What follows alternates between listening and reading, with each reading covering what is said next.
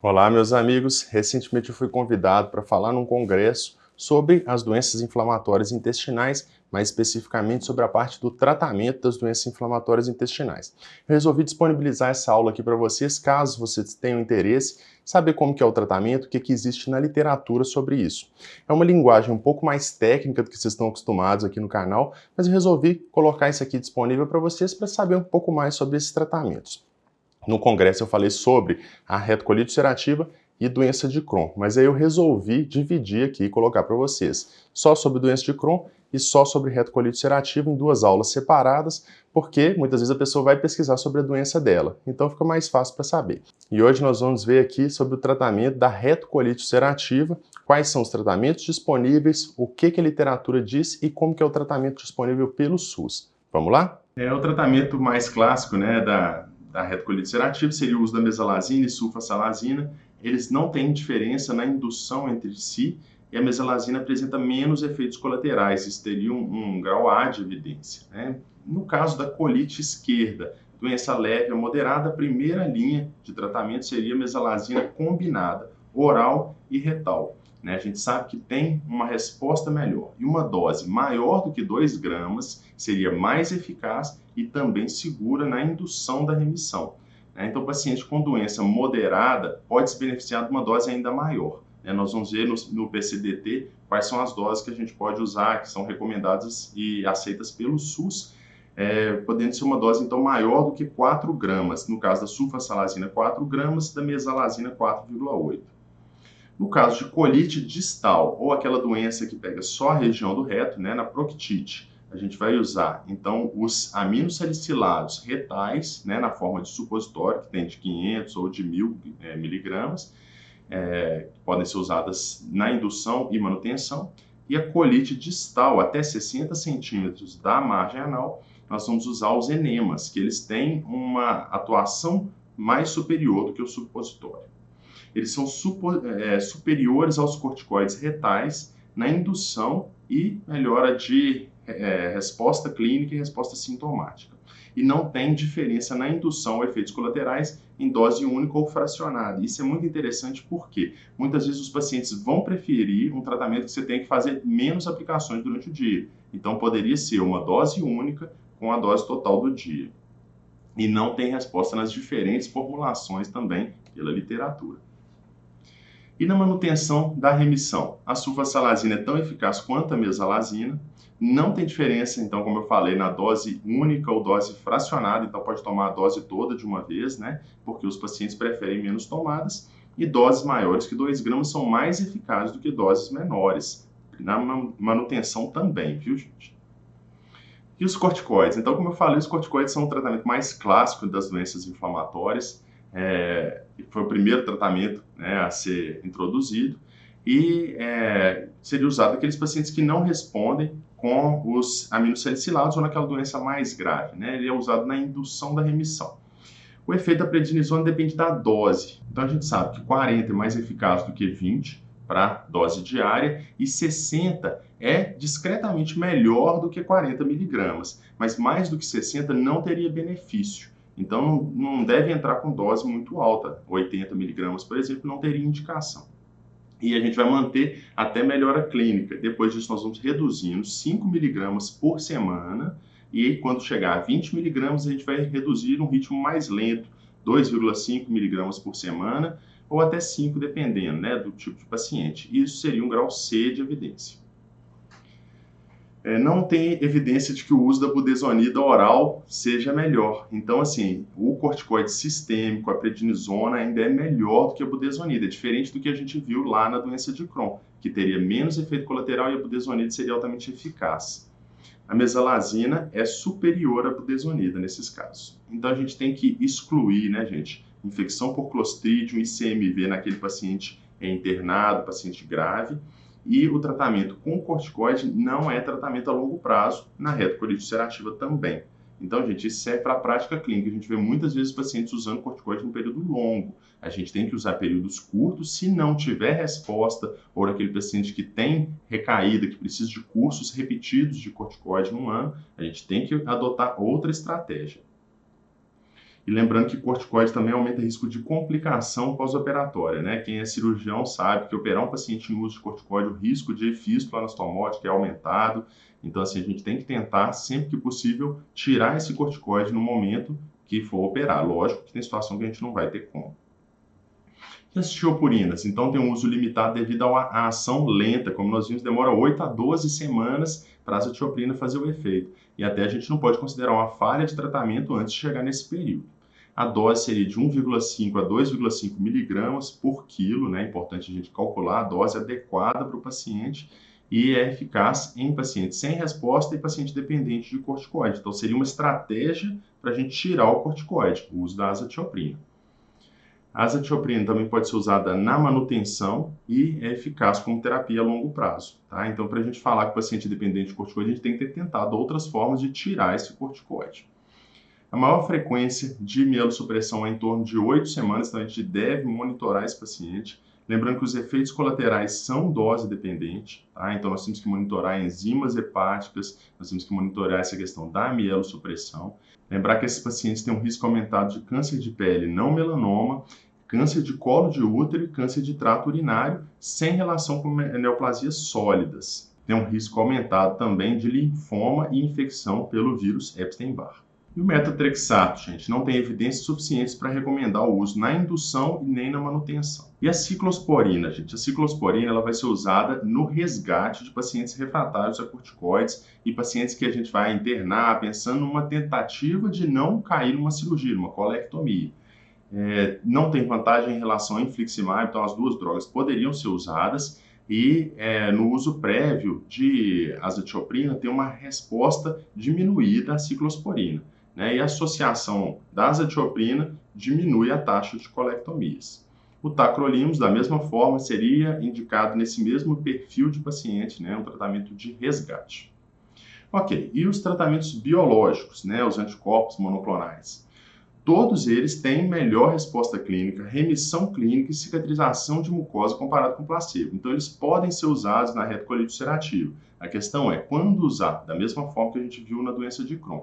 Então, nós temos o adalimumab, o golimumab, infliximab e vedolizumab. A combinação de infliximab com azathioprina é mais eficaz do que a monoterapia, assim como nós vimos na doença de Crohn. A ciclosporina e o infliximab podem ser usados no resgate. E o infliximab e golimumab, eles têm perfis semelhantes de indução de remissão. São drogas que podem ser usadas. Com relação ao infliximab, nós temos os estudos ACT-1 e ACT-2 em doença refratária a corticoide e avaliou a resposta clínica em 8 semanas, excluídos pacientes já tratados com anti-TNF. Então, mostrou uma resposta melhor do que placebo em 8 semanas e também em 30 semanas, 69% contra 37%. O estudo Success, de 239 pacientes em doença moderada a grave, virgens em tratamento, com 16 semanas, o infliximab mais azathioprina, 39% dos pacientes estavam sem corticoide, comparado com o infliximab sozinho, 22%, e a azathioprina sozinho, 23%. Ou seja, teve uma melhor resposta a essa terapia combinada, infliximab e azathioprina. E também teve uma melhora de qualidade de vida nesse grupo. O infliximab no tratamento da doença que é grave, fulminante, a grave aguda, com internação em uso de corticoide. Um paciente, né, que não teve resposta em 48 a 72 horas, a gente deve considerar essa terapia de resgate. E o uso de uma dose única do infliximab teve uma redução de colectomias, então 29% comparado com 67%. Isso em 3 meses, ou seja, o infliximab atuou como uma terapia de resgate em dose única, diminuindo a necessidade de colectomias. Então, o infliximab, gente, para indução de remissão associada à azathioprina seria melhor no paciente no grupo de resgate, que já está em corticoide, internado. A gente deve usar visando diminuir a necessidade de colectomias. O adalimumab, então nós temos o estudo Ultra 1 e Ultra 2, né, 8 semanas com doença moderada grave não responsiva a corticoide imunossupressor, comparado com placebo, né, e depois mais 390 pacientes em alta dose versus baixa dose, para a gente ver a resposta, mostrou a remissão após 8 semanas foi maior no grupo com uma dose maior, 18% contra 10%, e o placebo 9,2%. E efeitos adversos foram equivalentes entre os grupos. No estudo Ultra 2, 40% dos pacientes tinham uso anterior de anti-TNF e teve uma resposta clínica, 16,5%, contra 9,3% em 8 semanas, comparado com placebo. Então, um efeito clínico significativo nesses dois estudos, com risco relativo de 1,85, e no intervalo de confiança, que a gente vê que não cruza a unidade. Então, um efeito realmente extrapolável para a população. E o golimumab, gente? Então, nós temos o estudo PURSUIT-SC, mostrando a eficácia em indução de remissão na doença moderada a grave em pacientes virgens de anti-TNF. É uma droga subcutânea, 51% de resposta clínica em 6 semanas, contra 30% do placebo. E 17,8% de remissão contra 6% do placebo. Isso em doença moderada a grave. E o vedolizumab? 4 estudos randomizados, mostrando aí a remissão em 4 a 6 semanas, mostrando uma taxa significativa de resposta, e menor perda de resposta quando comparado com placebo. Recorrência clínica muito menor no grupo do vedolizumab comparado com placebo, de 56% contra 84%. Ainda no vedolizumab, nós temos o estudo Gemini, de vedolizumab contra o placebo, mostrando uma resposta de 47% contra 25% e a remissão de quase 17% contra 5%, sendo que 42% dos pacientes já tinham usado o TNF previamente. Então, seria uma indicação nesse grupo de paciente que perdeu a resposta, a gente poderia pensar no vedolizumab. O golimumab e o infliximab têm perfis semelhantes de remissão clínica sustentada e cicatrização de mucosa. Então, poderia ser usado na manutenção. E quando a gente compara os anticorpos monoclonais entre si, então nós temos aí o infliximab, o adalimumab e o golimumab. Não existe uma comparação direta na literatura, então a gente tem que extrapolar esses estudos, fazendo uma meta-análise de rede, uma network meta-análise. O que a gente nota? Que não tem diferença estatística entre o golimumab e adalimumab, ou o golimumab e infliximab na indução da remissão. Então, seriam drogas equivalentes na indução. Mas o infliximab foi superior ao adalimumab quando se considera todos os desfechos.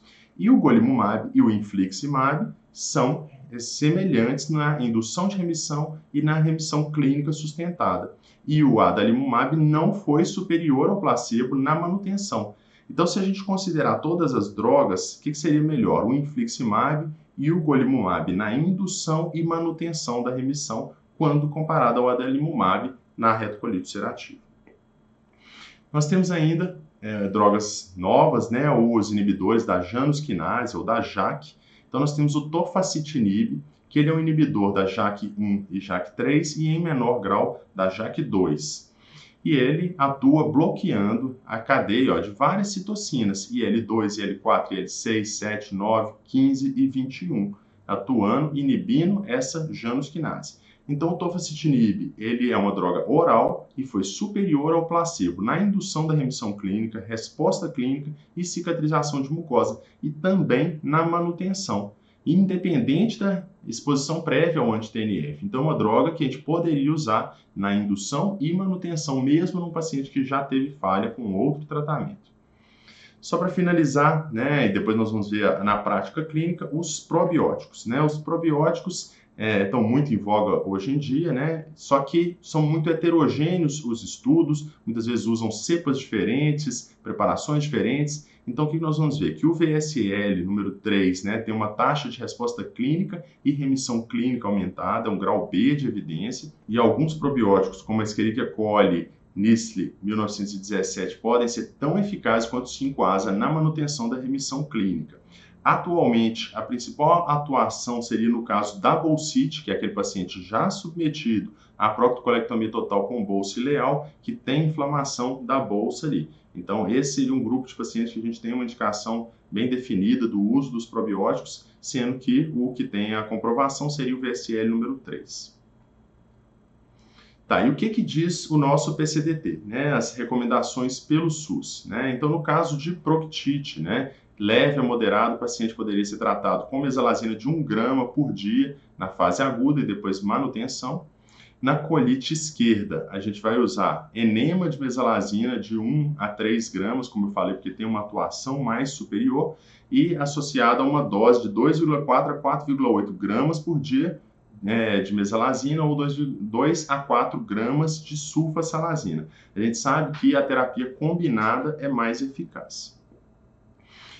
Na retocolite moderada grave, né? Então, um quadro que a gente deve entrar com corticoide e aminosalicilados, né? E na falha, a gente usar os imunossupressores, né? E naqueles que têm falha com imunossupressor, a gente poderia começar o anti-TNF, né? O infliximab e a anti-integrina vedolizumab.